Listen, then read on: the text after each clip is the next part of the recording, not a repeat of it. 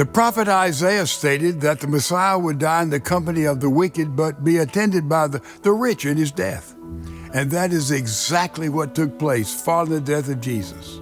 Joseph of Arimathea, a rich man, member of the Sanhedrin, requested permission to bury Jesus. Pilate then confirmed with the centurion in charge of the crucifixion that Jesus was already dead before releasing the body to Joseph. Because the Jewish Sabbath was about to begin at sunset, some haste was needed to remove the body of Jesus from the cross and begin preparations for his burial. Joseph and Nicodemus, assisted by some of the women, prepared the body according to the traditional Jewish burial customs. The body was washed, then wrapped in a linen cloth. Next, the bands or strips of linen were wrapped around the body. At least 75 pounds of heavily scented spices were carefully inserted into the folds of the linen.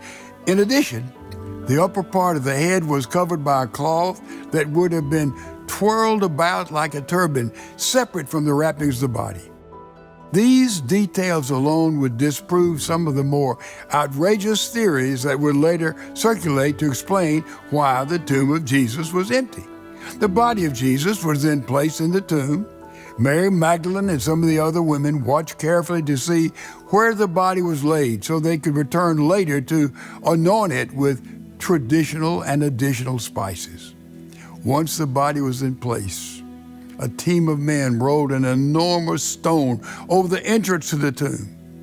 The next day, at the insistence of the Pharisees, who wanted to ensure that no one came to steal the body, an official Roman seal was placed on the grave and guards were positioned at the entrance.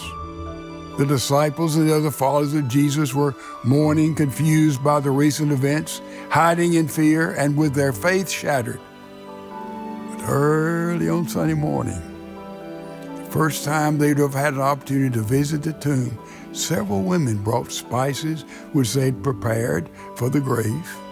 Much to their surprise, the stone covering the entrance was rolled away. It was removed. The tomb was empty.